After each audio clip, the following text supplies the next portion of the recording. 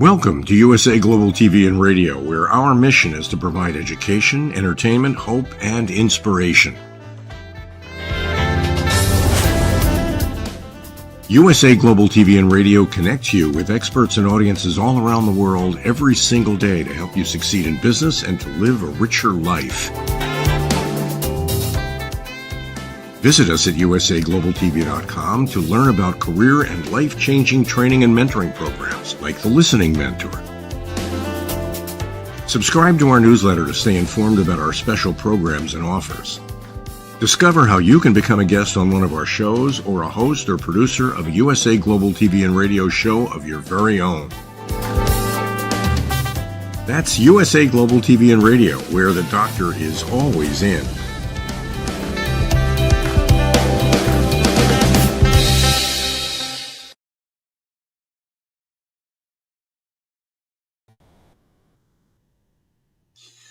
Hi, red.olaughlin. Welcome. Good morning, good afternoon, good evening to the USA Global TV and Radio Network. Today's program is The Wise Ones, and I'm honored to have a chef today, something that we've never had before on the show. She also lives in the Houston area. I know her very well. She's also a host on the USA Global TV and Radio Network, and I'd like to introduce you to Ricki Mckenna. Wait a minute. I thought Ricki was here, but maybe not. Anyway, today's show, there she is. Hi, Red. Can I get an audio check just to make sure I can hear you? Yes. Can you hear me? I can hear you. Okay. Can the rest of the world hear me? If I can hear you, the rest of the world can hear you because we have a great production engineer backing this thing up. So we're in good shape. Yes, we do. Anyway, as I was mentioning a minute ago, you're the very first chef that we've ever had on this show. We've had a lot of business owners, entrepreneurs, all sorts of businesses. We've had authors, lots of authors. You kind of click off the list on many of them, but you also have one little block called chef. Who taught you how to cook? Oh, my gosh. Grandma, mom, late husband, kids. Oh, so you're just kind of an all-interpretive kind of person. Somebody has something, teach me how to do that.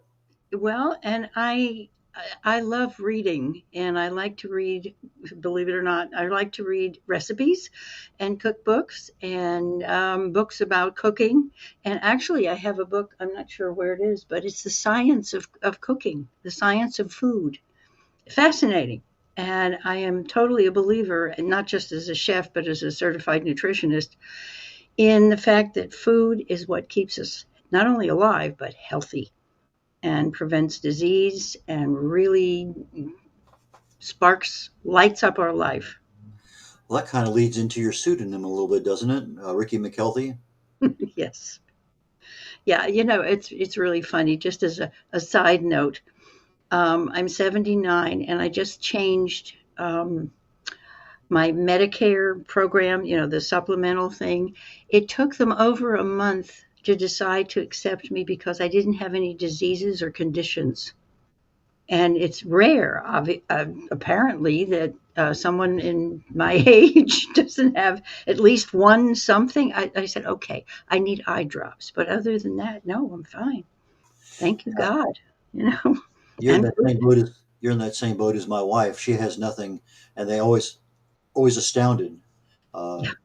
But it's one of those things, you lead a good life, you know how to lead a good life, and then you follow your own advice. Yeah, exactly. It's the old, what is it, Doctor Heal Thyself? Something along those lines. So you started learning how to cook. What did you learn? How did you specialize? And then how did things develop over time as you started reading cookbooks and things? Tell us a little bit about the journey. Well, I learned that I really prefer stainless steel cookware to most that's out there, although I have found some of the nonstick cookware that I prefer the ceramic to. It doesn't bleed and it doesn't leach anything into your foods as some of the earlier stainless or nonstick pots and pans did. I've learned how not to do certain things like burn foods that aren't supposed to get charcoaled. And seriously, I've learned how to moderate and modulate the temperatures for foods. how to combine foods, how to appreciate spices, and herbs. Absolutely, herbs. I go a little bit nuts, pun intended, for herbs, and I love nuts. I love food, basically. But what I've learned is there are certain liberties that you can take with certain foods and spices and condiments and so forth to create different tastes that work together. That's fun. That's kind of part of the fun that I have in the kitchen because I love experimenting.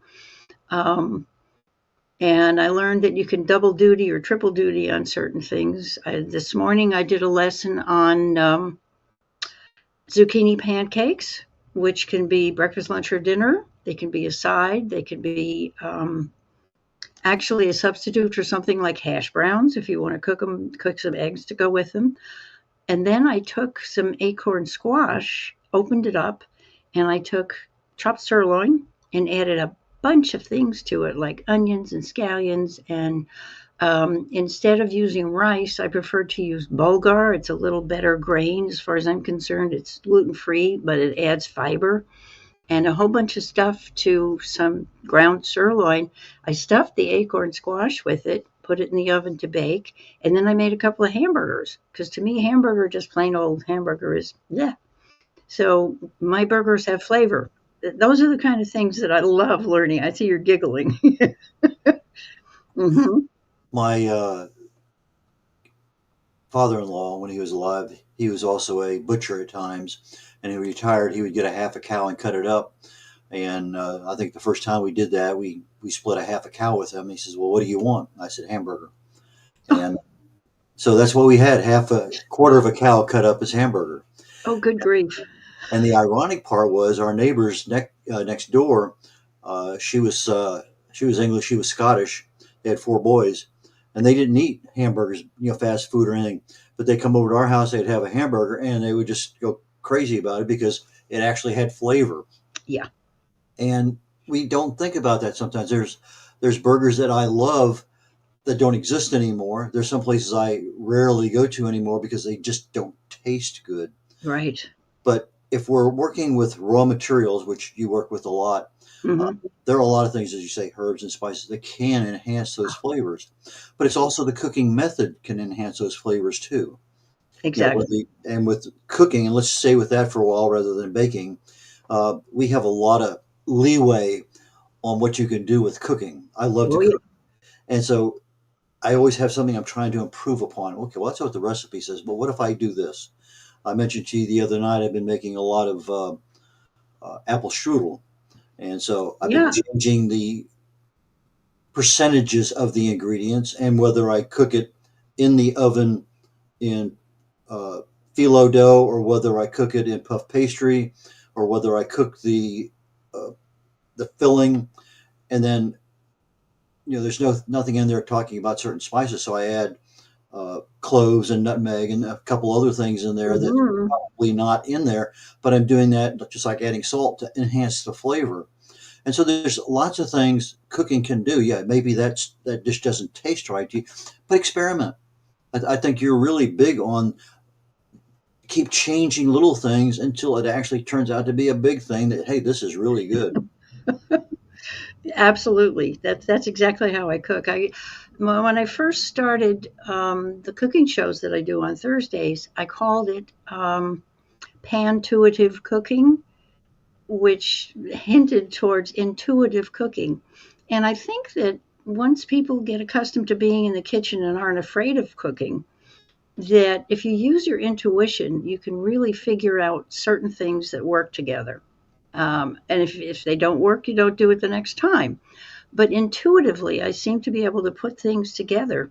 And I also learn from everybody around me, my neighbors.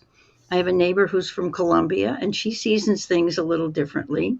I once had a housekeeper from Mexico, and she taught me that if you add a little bit of lime juice or lemon juice to chicken soup, good old chicken soup, with the carrots and onions and celery and so forth, that gives it an incredible amount of flavor that's a little bit different and it's really delicious. So, it's a learning process all the time, which I really love. And it also is my meditation room, if you can believe that. Well, I have certain size steaks I cook, and I have a handgun that I can measure the temperature of the skillet before I put it Hmm. on. I've Right, never mastered searing the outside, putting it in the oven for whatever. That part I've never mastered, but I've never actually tried it more than a couple times. So I'm still on that. What do I need to do? But I've gotten down really well if I know how thick it is. I look at the clock. I know how many minutes on each side. Boom, it right. comes out, and exactly the way my wife and I love to eat it. And so, but if I have something that's a little bit bigger or a little bit smaller, or maybe a different cut of meat, uh, I use a thermometer and I stick it in there until I get to the temperature that I want. Take it off, let it rest, etc. Okay, Do you use thermometers for your? absolutely. Tell me Especially, about how you use yeah. yours. Well, especially with fowl, with chicken or turkey, super duper important. If you're buying good cuts of meat and they're organic, if you cook them a little on the rare side, I'm not talking raw, but rare side, I think that it's okay to eat them. I mean, nutritionally, it works as far as not charcoaling the meat till it becomes charcoal, which really isn't good for you. Um, but I think that I do use a thermometer, and I have one of those. It opens. It's digital, and it has this little prong that opens up, and you point it into the fattest part of whatever you're cooking, and that will let you know what the temperature is. I also use it for baking. Baking, usually, if I'm baking something like muffins or a quiche, I will use a toothpick to stick it in. It's an old fashioned testing way, and it works. But as far as temperatures, I do measure the temperatures, especially with something like chicken and turkey, the fowl especially. You don't want to eat pink chicken. What about sous vide? Is that something you do or have done? I have done it. I don't have my own sous vide mechanism. Um, the only thing that bothers me about sous vide is that you put things in a plastic bag. And plastic is notorious, most of it. I'm not sure about the sous vide bags if they're specially made, but it's notorious for leaching whatever you call them, PFCAs. They're not good for you, whatever it is. The stuff in the plastic isn't good. Uh, and I try very hard to store everything that I have in glass. I have a collection of large, small, and medium glass jars and containers. Um, because glass is inert. It does not leach any kind of chemicals into the food that you store, and especially when you're heating. That was interesting. Anyway, so I was on one of the cooking shows the other night, and the guy was very adamant about using the industrial, the restaurant quality storage containers Hmm. rather than just something you get from Tupperware or at Walmart or whatever. And so we happened to be going by a place. I said, Marilyn, let's just stop by and see what they got. So we picked up some, and I started using them. They're much thicker. Yes. They're much they're I don't have all the sizes I need, but at least I started and said, okay, this sounds like a pretty good way of doing things because we have more storage containers than the law allows, and it's Yeah. starting to a point where it's really difficult sometimes to put all that stuff away because I can't remember how it went in there before I took it out. Yeah. Labels help. I agree with you there. Um, one of the things I started doing was collecting the Pyrex or the borosilicate. Now they're coming out with borosilicate, which is chemically, it's a different glass that is actually stronger, I believe, and is less conducive to having anything leach. I don't think that Pyrex leaches because you can use it for hot or cold. But basically, if I'm storing something that's cold and is supposed to be cold and eaten cold, I might use some of the Tupperware because I don't have to heat it. But we do have a plethora of Tupperware. But I also have collected, and I'm constantly collecting glass containers with the tops, the sealing top. It's very important, and it's one of the things that I do is explain to people when I'm teaching them, about cooking and about eating right, is explain the difference between storage methods. You can store stuff that'll go bad in 2 days, or you can store it like fresh vegetables, for example. Greens. Absolutely. Leafy greens. I just bought a whole bunch of organic dandelion greens that I use in my smoothies. And you've got to wash them carefully. I use a veggie wash, it's an organic veggie wash, and then rinse carefully. And then I dry them either in a lettuce spinner. That was my gift to myself for the last holiday, Christmas. I bought a new lettuce spinner and it works. And you dry the vegetables as much as you can, and you put a little bit of paper toweling in there to collect any condensation. And I buy those green bags. You can get them on Amazon. You can get them in some of the stores. They do work. They keep produce and especially greens fresher longer. And so my leeks, everything. I do recommend when you buy a bunch of produce, wash it, clean it, dry it, and store it when you get it home. Yes, it takes time. It takes about an hour for most of the stuff when I come home with bags full, but then it's ready. And I have no complaints about, oh, darn, now I have to wash it in the middle of a recipe. It's already done. So it cuts down on your work time in the kitchen and your prep time. So, and it keeps things fresher. I started doing a lot of mise en place over the last couple of years where everything's sitting there ready to go. Yeah. And I'll generally, in fact, before the show, I took some stuff out of the refrigerator because I like to have a lot of the stuff come to room temperature first rather than just take it straight out of the refrigerator, throw it on the stove.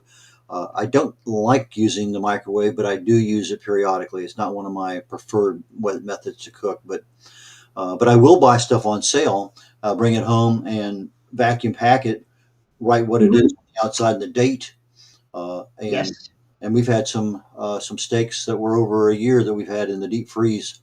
It's a pretty good deep freeze. I take them out and they are just like I bought them at the store. It's amazing when you vacuum seal something how long it can be preserved. But sometimes you get something. Oh, what is this? And so I started writing the name of it on the outside. Yeah, it's a steak, but is it a strip steak or is what? You're right. Tell me when you started getting really, really interested in nutrition. Oh gosh. Well, I was certified since 1999. So going back to 1990, whatever, and my kids were growing up. Actually, they were the last one left in 92. But in order to feed them, and I get ribbed from both of them. I used to feed them fish sticks because I was in a hurry when they were little. And then of course, we had a lot of fresh food to go with it. We always had salads and we always had a fresh vegetable. But I get my son kibitzes with me, especially because he's incredible. Well, both of them are incredible chefs, my son and daughter. But the interest in food was sparked just because I started understanding the difference between eating a fish stick and eating a fresh piece of fish and, using herbs and butter and real food with it. And that just kind of started the trip. And my grandmother, God bless her, may she rest in peace, was phenomenal in the kitchen. She made everything from briskets to her famous stuffed cabbage that none of us, not any of her three daughters and none of us grandkids, could ever reproduce. And it was absolutely phenomenal. So I just got into it and got my degree as a certified nutritionist in 1999, which took 3 years of study and many 3-hour exams to pass. And I keep looking. Everything changes, as you know, and it also changes in the area of nutrition because we went through, I think it was the late 60s or early 70s when eggs were supposed to be not good for you because there was a whole thing about the cholesterol in the yolk. And then the egg got redeemed a couple of decades from then, and now you can eat eggs. But it goes through cycles, and more discoveries are being made, which is very interesting as far as what vitamins do, what minerals do, and how we really should be supplementing our bodies, even if we're eating good organic foods because of the spraying. You may get something from an organic farm, but there may be a farm next to it that isn't practicing the same kind of fertilization and preservation or so forth. And so it's really good, I believe, to supplement with good quality supplements. I managed a department in a large chain of grocery stores for a while, And I saw the difference between these supplements and this bottle over here. And when you really delve into what's actually in the supplement that you're getting, and you know that, Red, from your research, that it pays to look, because you may be eating cheap stuff and you're throwing your money away and you get expensive urine. Or you can get a supplement that will actually supplement, not be an only meant, the food that you're eating and help prevent disease, hopefully.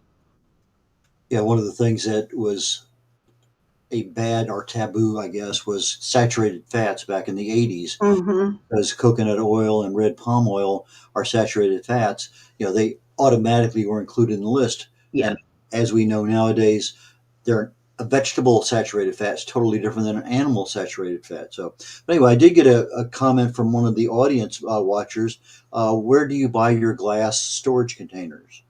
Oh, they're available in many places, even your grocery stores. I know HEB carries them here in Texas. Kroger carries them.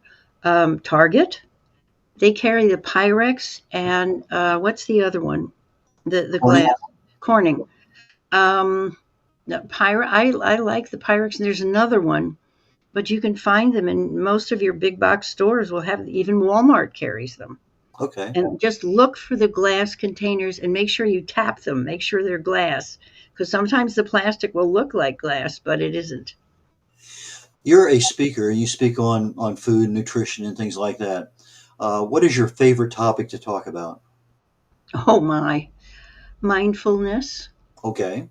eating mindfully, and being aware of what you're putting in your mouth, and also on your body, because a lot of, well, our skin is our largest organ, and it absorbs. Whether it's absorbing something that's good in the way of a cream, a moisture cream or a sunblock type cream. And the fact that everything we touch influences what gets into our body, but especially the food, and being mindful of, um, for example, you get a great big wonderful bag at a large store that sells things wholesale of chips, and they're great because they're multigrain and they're gluten free and they're blah, blah. They have all the attributes of being healthful for you. Okay, and then you sit down and you start eating them out of the bag, and by the time you end up with, before you read the label, what should have been maybe a handful, maybe 11 crackers, for example, you've probably swallowed 3 times that. So I suggest doing something like, take that bag of crackers, put them in a little bowl, what you want to nibble on, fine. Put the rest of them away. Because on the label in the back, the calories and the ingredients, for the most part, are listed, and the percentage of sugar, salt, possibly saturated fat, and now they have to list potassium, which is good for people with kidney problems. Look for low numbers in the potassium department.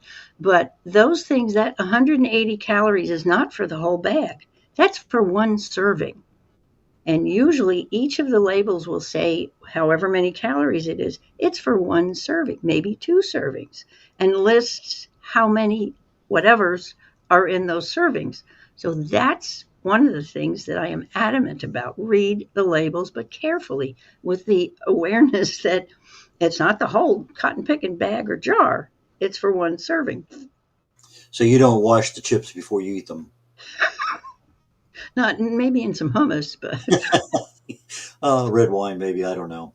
maybe. So you, a few years ago, wanted to become an author. Tell us about that journey. Well, thanks to Red, I made it. And it's funny because I struggled with the title for a while, and I'm a very positive person. I do believe in, well, first of all, your thoughts create reality, and they are things. So if you're going to create, make sure your thoughts are positive. And I wanted something that wasn't a diet book, that spoke to having fun with food. And so I said, yes, you can eat well and eat right. So the book, thank you very much, Mr. Red. Has a lot of recipes in it.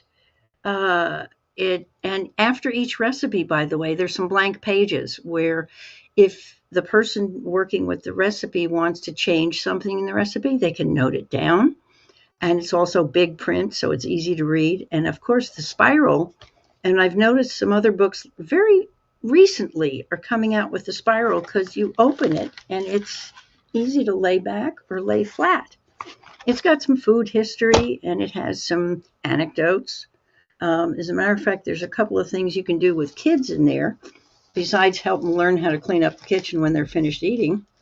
Let me see if I can find those. There's a couple of pictures of food animals, and I gave permission to people for using the book or reading the book to play with their food. Here we go. Here's a hummingbird, and it's made from a pepper and some celery leaves. And then these I did the other day. I actually posted them online. I took some Brussels sprouts and some cloves, and I made a little bowl full of Brussels sprouts, and then I did a recipe that put them in the pan and made them edible. But that's fun. You know, I want people to have fun with food and understand it doesn't have to be a chore to fix food.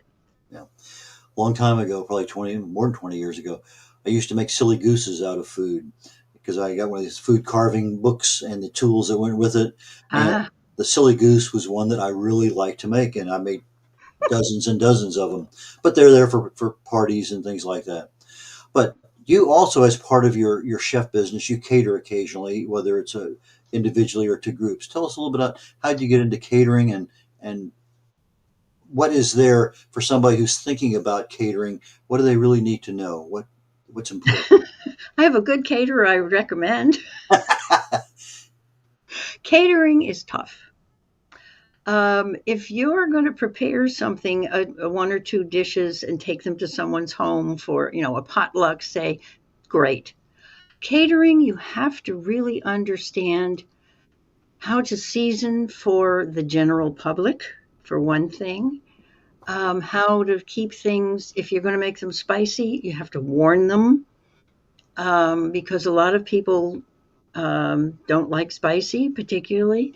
There's also the issues of gluten sensitivities, dairy sensitivities, which are unfortunately, I think, more involved with the people's individual microbiomes, what's going on in your gut, rather than the food in particular, although some of the grains, I think, have been adulterated as well as some of the foods. But that's another subject. Catering, I kind of backed into, but it didn't last long. What I really did, and I'm doing again, is prepare some meals for people in my kitchen and take them to them. Other than that, I do go into people's homes as part of the Chefs for Seniors program and cook within their own kitchen. And I purchase the ingredients and then I cook the meals for them and we store them.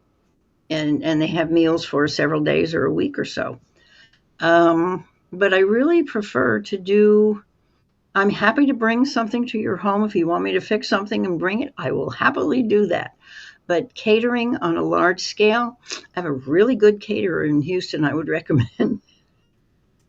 There are a lot of hacks to various parts of our lives. And just as a health hack or whatever else, I'm sure there's probably cooking prep hacks or things that make things much easier to do because we never thought about it before. Sure.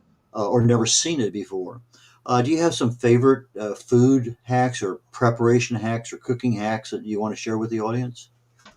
Yeah, just a couple. Well, first of all, I mentioned earlier, bring things home, wash them, put them away, store them carefully, leave out what you're going to use for that evening or whatever. The other thing is this, and this is kind of fun, Red. When you use orange or lemon zest and you have to get that good old zester out and watch out not to zest your fingers. I suggest taking your lemon zest and orange zest in little glass jars and fill up the jar if you can, zest a couple of oranges, after washing them, of course, and drying them. Um, Zest them, put them in the glass jars, seal them tightly, and freeze them.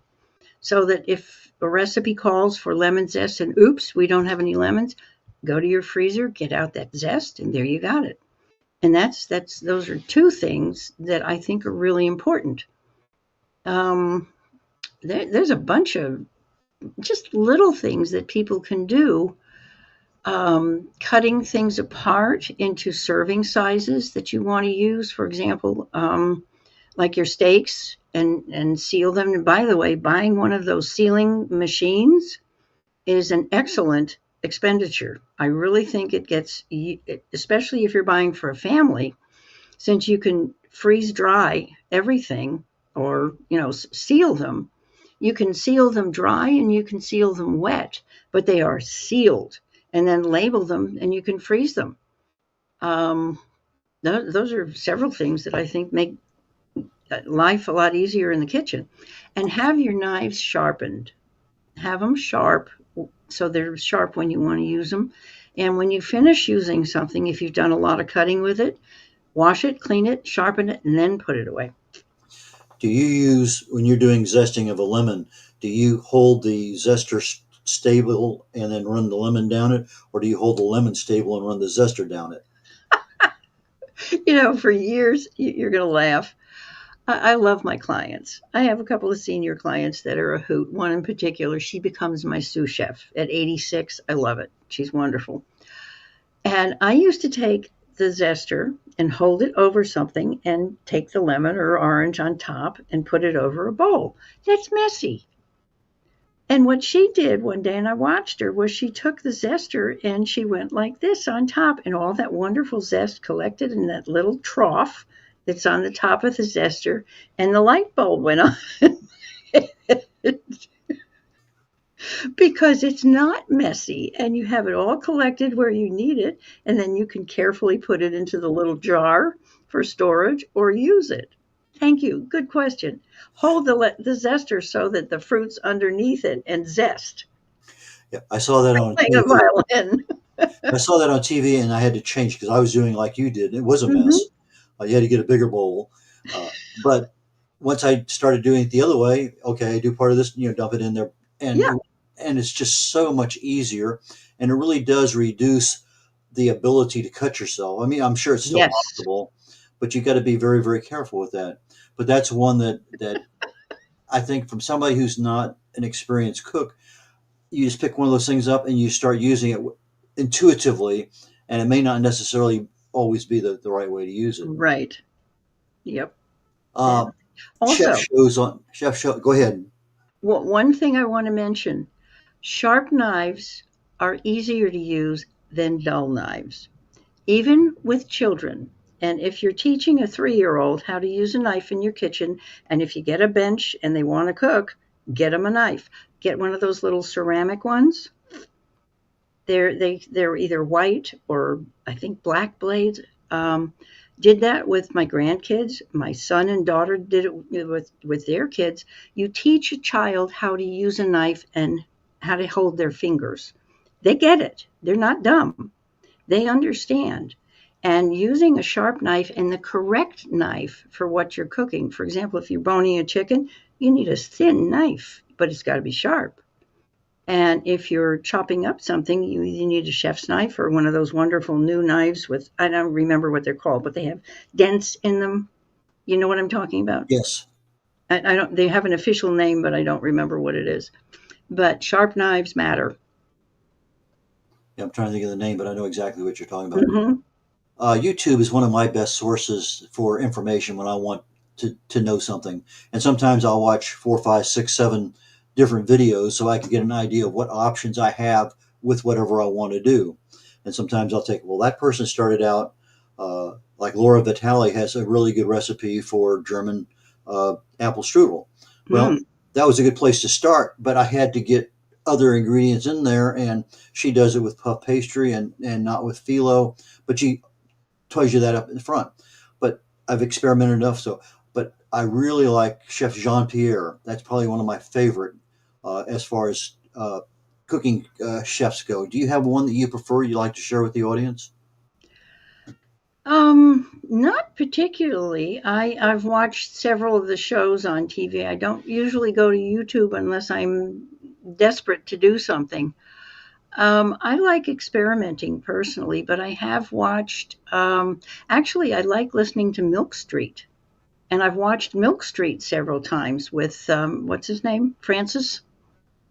And he's excellent. I think his shows are excellent. And the recipes and the people that he brings on, there's a lot of information that he shares on there besides cooking tips. And usually it's not only his cooking tips, but his guests come on with cooking tips that I find are very informative and very different. He brings in people from all walks of food. Yeah, I have a Makes couple sense? dozen. I have a couple dozen magazines on Milk Street. I've Mm-hmm. never seen the TV show. It's something I'll have to go check out. Oh yeah, there is one, and there also you can watch the replays. We're getting toward the end of the show, um, and I know that you do a lot of different things. So, who is a good client for you, and what is the best method for them to contact you? Well, the best method would be to either, I don't mind phone calls. I have a local Houston phone number. It's 832-308-0688. Um, I also have rickyskitchen.net, which is RICKIS kitchen, KITCHEN.net.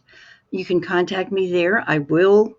You can put your name and your email in there. I will get back with you. And there's a place for questions. There's also a free book on there. If you're interested in my ebook, it's on there for free. And you can also get a discount on the paperback or the spiral on there. But the best way really is through the internet, and I will contact you back. I'm on Facebook as well, and I think my information's on Facebook, Red, but I'm not. I have to go look and make sure. But the phone number would be great, 832-308-0688. Okay, so you got rickyskitchen.net, and you have Yes. your phone number. And what is the real value you bring to a potential client? Hopefully improvement to their health and enjoyment of food. So you're enjoying the food because it really tastes good and it's really nutritious. It's really nutritious, and I will work with, I know a lot of people lately do not like to cook, especially the younger generations. And I would love to do some classes with them. I had 5 boys, junior high school boys, and 4 girls in a class that I did 2 weeks ago at one of the high schools here. They were fantastic. They loved it. They asked questions. They literally ate up the food and loved it. And they were fabulous to work with. So kids need to know how to cook and what to look for. So that would be my newest thing to do. And I do work with the other end of the spectrum with the senior generations and helping them really get back to eating properly so that they don't have to take so many medications. If we can reduce or even eliminate a medication through eating properly, then I feel I've done my job. Fantastic. Ricky, thank you so very much for coming on the show today. I really and truly enjoyed it. And I'll have to start looking for other chefs because that's an area that I love myself. I And know. I think just a lot of good information can be put out because it's something we could use every single day. Yes. So, Thank you so much, Red. And you are a marvelous cook. I've eaten some of your food as well. And keep up the good work. Thank you for having me. we'll catch you later on. Thank you again, Ricky. Very shortly, here in about 18 minutes, the Talking Heads part of USA Global TV and Radio Network will begin.